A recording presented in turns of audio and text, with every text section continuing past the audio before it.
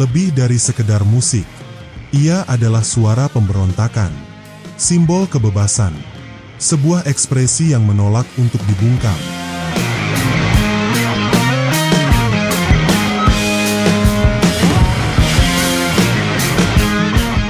Tapi apa sebenarnya rock itu? Apakah hanya gitar distorsi dan drum yang menggelegar? Ataukah ia lebih dari sekedar suara, sebuah sikap, sebuah gerakan, sebuah identitas?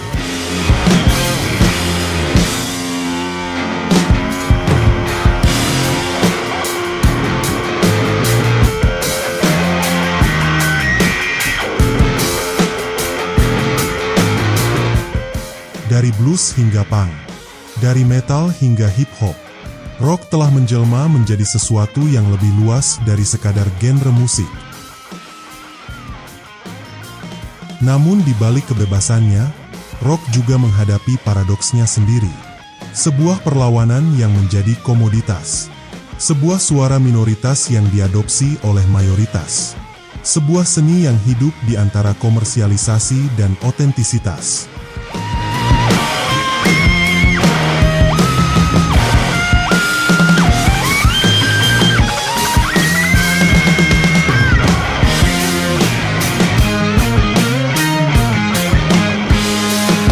Rock tidak pernah statis.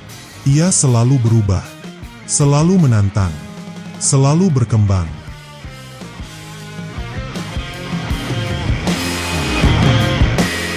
Jadi, apakah rock masih hidup? Atau ia telah berevolusi menjadi sesuatu yang lebih besar dari sekedar sebuah genre? Ini bukan hanya tentang musik. Ini adalah tentang budaya. Tentang identitas, tentang cara kita memahami dunia. Rock bukan hanya suara, rock adalah kita.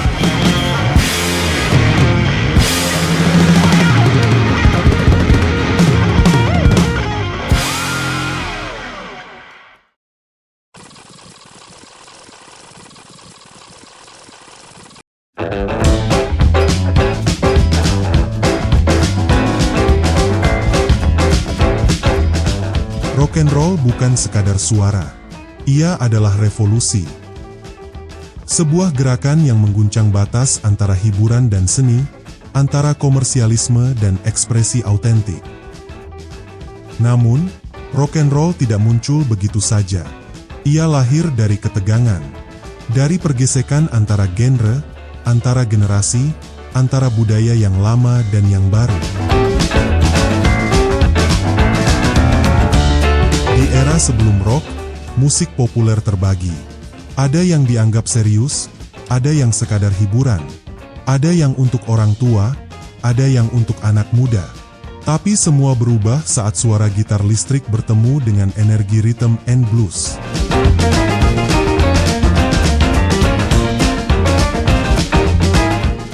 Rock and roll mengukuhkan satu hal, remaja adalah kekuatan. Dan industri musik pun mulai berubah. Untuk pertama kalinya, musik bukan hanya milik orang dewasa. Ini adalah suara anak muda. Suara pemberontakan.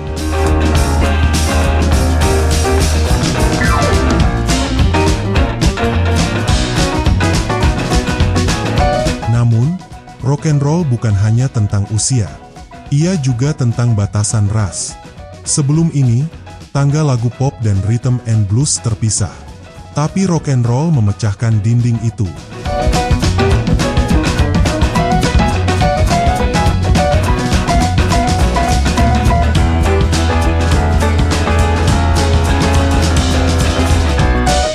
Musisi Afrika Amerika membawa suara yang menginspirasi revolusi ini. Namun, di dunia industri, tidak semua orang mendapatkan bagian yang sama.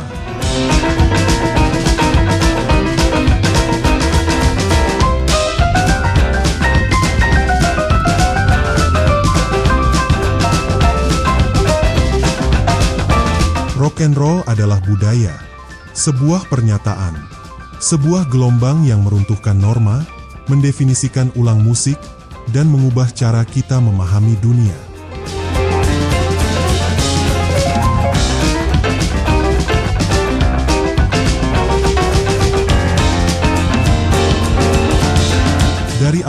sebagai dentuman gitar di sudut-sudut klub kecil, hingga menjadi gerakan global, rock and roll tetap hidup. Karena lebih dari sekadar musik, rock and roll adalah kebebasan.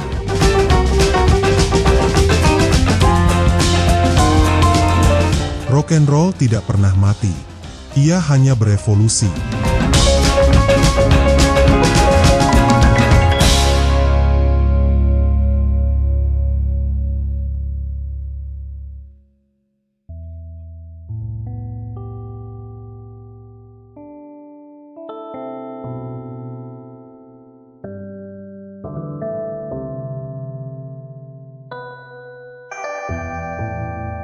Rock and roll, yang pernah mendominasi dekade 1950-an, tiba-tiba terasa sunyi.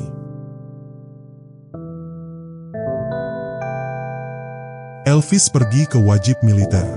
Chuck Berry menghadapi hukum.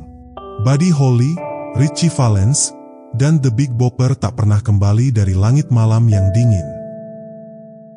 Seakan-akan, suara pemberontakan itu menghilang. Banyak yang mengatakan, rock and roll mati. Bahwa dunia musik remaja kehilangan arah, sebelum akhirnya The Beatles datang menyelamatkannya pada 1964. Namun, apakah benar demikian? Kenyataannya, tahun-tahun ini adalah masa transisi yang penuh eksperimen. Sebuah periode yang mungkin tersembunyi, tapi justru membentuk masa depan rock itu sendiri.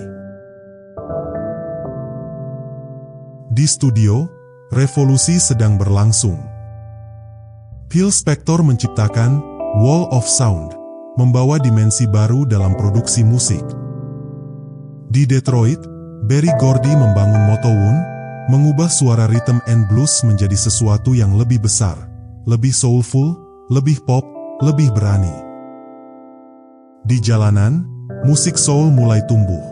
The Shirelles, The Crystals, dan The Ronettes membuka jalan bagi musisi perempuan untuk bersinar. Sam Cooke dan Chubby Checker membawa suara Afrika Amerika lebih jauh ke dalam arus utama, mempercepat integrasi budaya di tangga lagu pop. Musik ini berbeda. Lebih halus, lebih diproduksi, namun tetap liar dalam semangatnya. Ia bukan lagi sekadar rock and roll yang mentah. Ia berkembang, menunggu ledakan berikutnya. Lalu, pada tahun 1964, dunia berubah. The Beatles datang, membawa suara baru yang lahir dari eksperimen tahun-tahun sebelumnya. Rock tidak mati. Ia hanya sedang bersiap untuk sesuatu yang lebih besar. Dan sejak saat itu, dunia tak pernah sama lagi.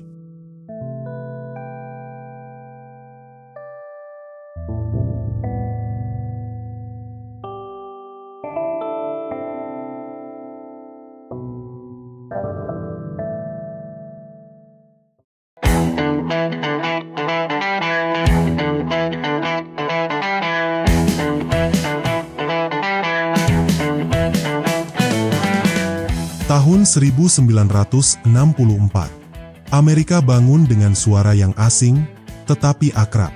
4 pemuda dari Liverpool menjejakkan kaki di Bandara JFK, dan dalam sekejap, musik tak pernah sama lagi.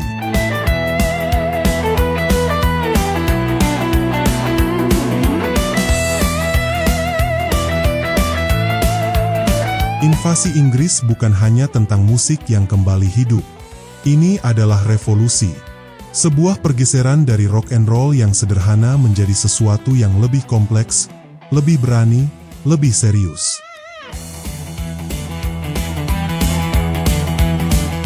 Namun, revolusi ini tidak datang tanpa konsekuensi.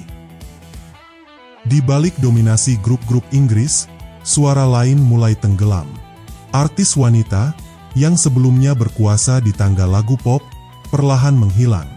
Penyanyi Afrika Amerika, yang telah membentuk dasar rock and roll, kini semakin jarang terdengar di radio arus utama.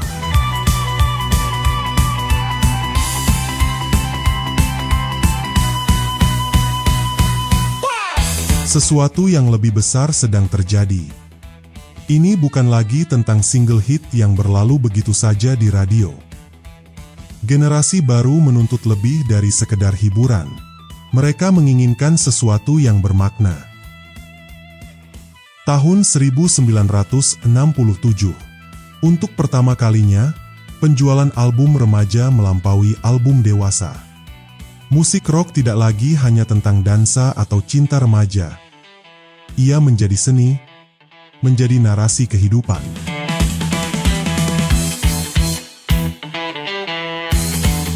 Sementara Inggris membawa eksplorasi musikal, Amerika tidak tinggal diam. Blues elektrik Chicago, folk protes dari Greenwich Village, serta revolusi psikedelik dari San Francisco semuanya melebur ke dalam identitas baru yang disebut rock.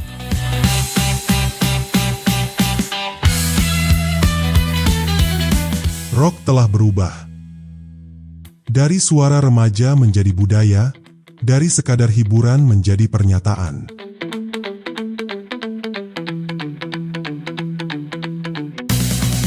Ini bukan lagi hanya tentang lagu-lagu di radio.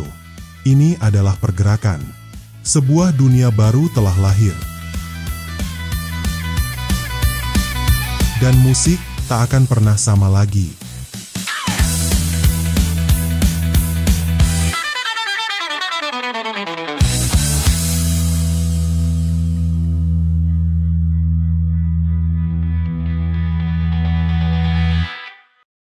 Rock bukan sekedar musik. Ia adalah letupan energi, pemberontakan, dan ekspresi diri yang melampaui batas genre. Namun, bagaimana musik ini lahir? Bagaimana ia berevolusi menjadi simbol perlawanan dan kebebasan? Semuanya berawal dari ketegangan masyarakat modern. Urbanisasi yang pesat menciptakan kehidupan yang seragam dan teralienasi. Dalam kekosongan ini, budaya rakyat bangkit sebagai bentuk ekspresi yang autentik. Dengan petikan gitar akustik dan lirik yang berbicara tentang kehidupan nyata, musik rakyat melawan homogenisasi budaya massa. Musik rakyat tidak hanya bernyanyi tentang masa lalu, tetapi juga menjadi suara perlawanan.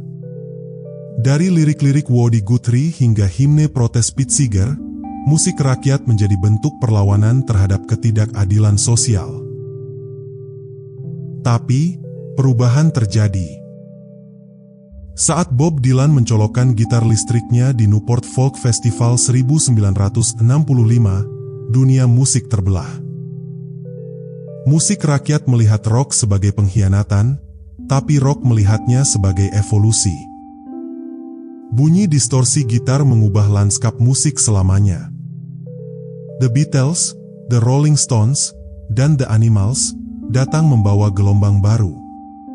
Invasi Inggris bukan hanya tentang menghidupkan kembali rock and roll, tetapi juga mendefinisikan ulang musik populer dengan elemen blues, folk, dan skiffle.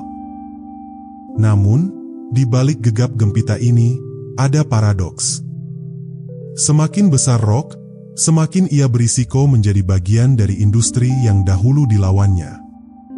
Budaya rock tetap berusaha mempertahankan keasliannya, melawan komersialisasi, tetapi juga tak bisa lepas dari pasar yang menghidupinya.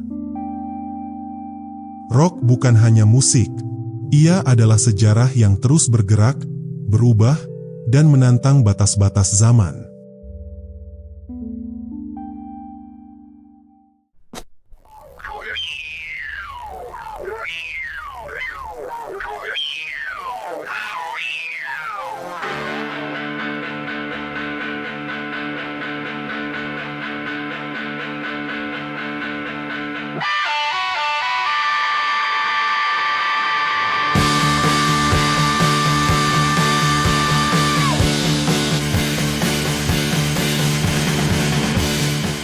Sejak pertengahan 1960-an, musik rock bukan sekadar genre, tetapi juga simbol identitas dan pemberontakan.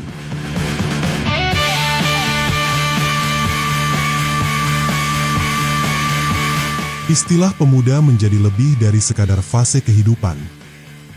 Ia adalah semangat, sebuah visi tentang kebebasan dan kreativitas yang menolak kemapanan.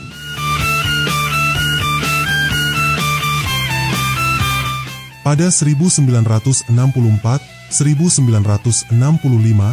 rock mulai menarik audiens yang lebih luas. Generasi muda menolak konsep tradisional kedewasaan dan memilih untuk merayakan semangat mereka yang terus muda. Rock menjadi suara mereka, menawarkan alternatif dari budaya massa yang dianggap stagnan. Rock mengklaim dirinya sebagai musik rakyat, tetapi juga mengadopsi ambisi artistik dari musik dewasa. Album konsep, lirik yang lebih mendalam, dan eksperimen sonik mengangkatnya ke level yang lebih tinggi. Namun, paradoksnya, rock juga menolak musik pop arus utama yang dianggap terlalu dangkal.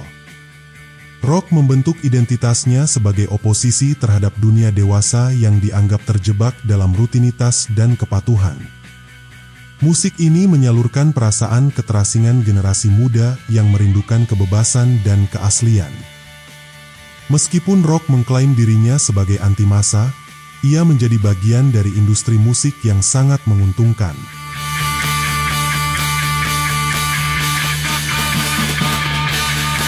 Kontradiksi ini terlihat dalam bagaimana rock tetap mempertahankan aura perlawanan meskipun berada di puncak popularitasnya. Rock adalah paradoks yang hidup. Ia menolak budaya massa tetapi menjadi fenomena massal. Ia menolak norma dewasa tetapi tetap berkembang sebagai industri yang serius.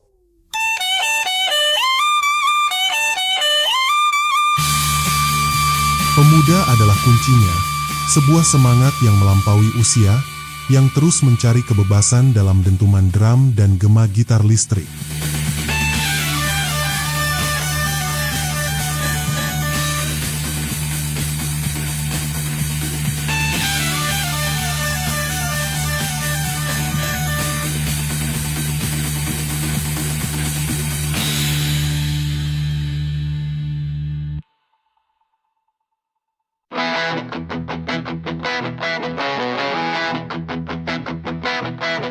Dalam mitologi rock, kisah kelahirannya sering digambarkan seperti legenda penciptaan yang heroik. Sebuah perpaduan antara blues yang terpinggirkan dan tradisi country, melahirkan anak liar yang tak sah.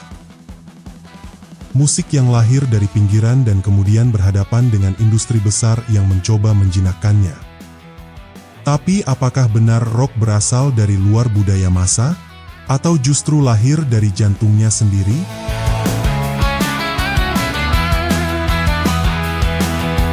Tahun 1963, The Beatles hanyalah grup pop remaja yang menawan dunia dengan irama sederhana.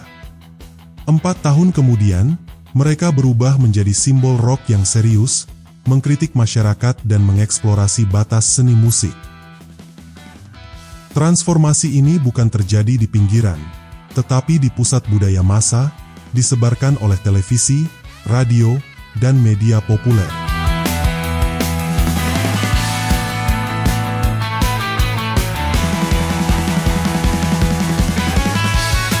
Rock tidak sekadar genre, tetapi sebuah sikap. Ia membelah musik populer menjadi dua dunia yang bertentangan. Rock sebagai sesuatu yang serius dan otentik, dan pop sebagai sesuatu yang ringan dan konsumtif. Ketika seorang artis beralih dari pop ke rock, ia dianggap menemukan kredibilitas.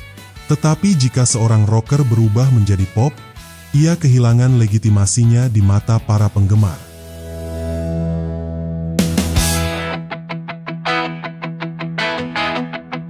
Lebih dari sekadar hiburan, rock adalah pengalaman yang harus dirasakan secara mendalam.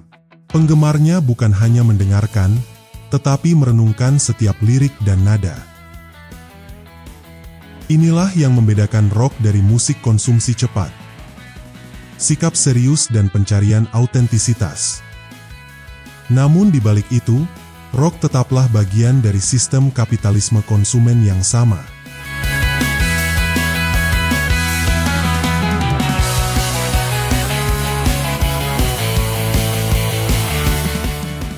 Rock seringkali menampilkan diri sebagai oposisi terhadap masyarakat massa, tetapi tanpa disadari, ia tetap menjadi bagian dari ekosistem itu. Dari panggung festival besar hingga ruang bawah tanah konser indie, rock mempertahankan semangat individualisme dan pemberontakan. Namun, pemberontakan ini tetap terjual dalam bentuk vinil, CD, dan layanan streaming.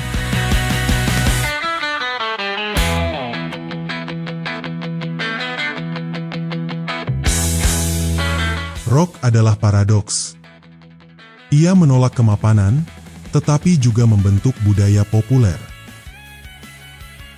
Ia lahir dari industri massa, namun ingin menjadi suara yang menentangnya. Mungkin inilah kekuatan rock yang sejati, menjadi suara generasi muda yang terus menantang zaman, namun tetap hidup di dalam arus utama yang berusaha dikritiknya.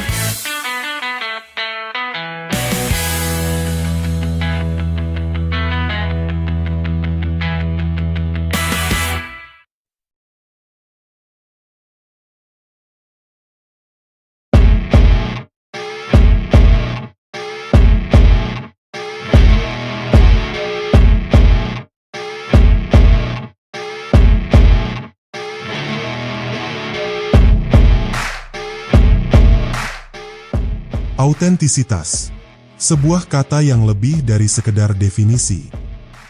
Dalam dunia rock, autentisitas adalah nafas yang memberi kehidupan pada musik. Ia menentukan siapa yang dianggap asli, siapa yang hanya sekadar memainkan peran. Namun, seperti gema yang terus bergema di ruang konser yang gelap, autentisitas dalam rock bukan sesuatu yang mutlak. Ia selalu berubah, tergantung pada siapa yang mendengarnya. Sejak awal, rock lebih dari sekadar genre musik. Ia adalah sikap, sebuah perlawanan, dan di atas segalanya, sebuah ekspresi diri yang jujur.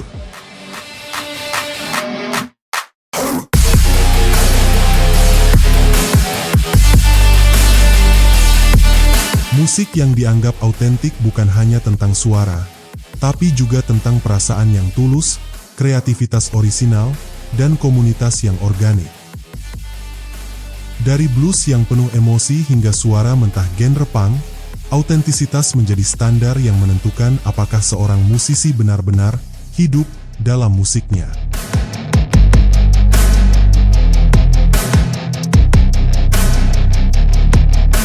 Ironisnya, rock yang menolak budaya massa tetap bergantung pada popularitas untuk bertahan. Kesuksesan besar bisa menjadi kutukan, mengaburkan batas antara autentisitas dan komersialisasi. Band yang dulu dianggap underground, tiba-tiba menjadi ikon mainstream. Dan penggemar mulai mempertanyakan, apakah mereka masih autentik?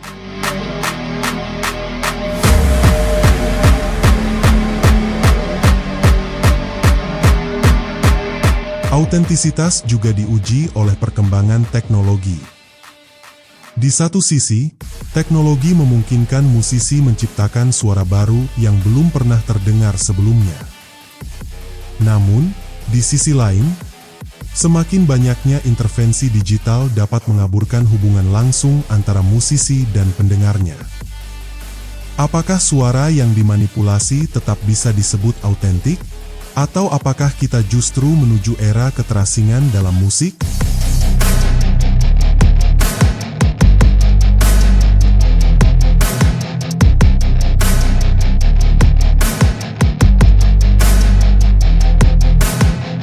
Autentisitas dalam rock memiliki dua wajah, romantik dan modernis. Beberapa musisi mencari kedalaman dalam tradisi, merayakan warisan blues, folk, dan country sebagai akar yang harus dijaga. Yang lain memilih eksperimen, menantang batas dengan suara baru dan inovasi yang mengguncang konvensi. Tapi, siapa yang lebih autentik? Atau mungkin autentisitas tidak perlu memiliki bentuk yang pasti? Autentisitas bukanlah sesuatu yang tetap. Ia berubah seiring waktu, seiring generasi yang datang dan pergi, dan seiring dunia yang terus bergerak maju. Apa yang kita anggap autentik hari ini bisa saja menjadi ilusi esok hari. Namun, satu hal yang pasti, rock akan selalu menjadi tempat bagi mereka yang mencari suara yang jujur, yang berani menolak stagnasi, dan yang ingin terus mendengar gema kebebasan dalam setiap dentuman drum dan distorsi gitar.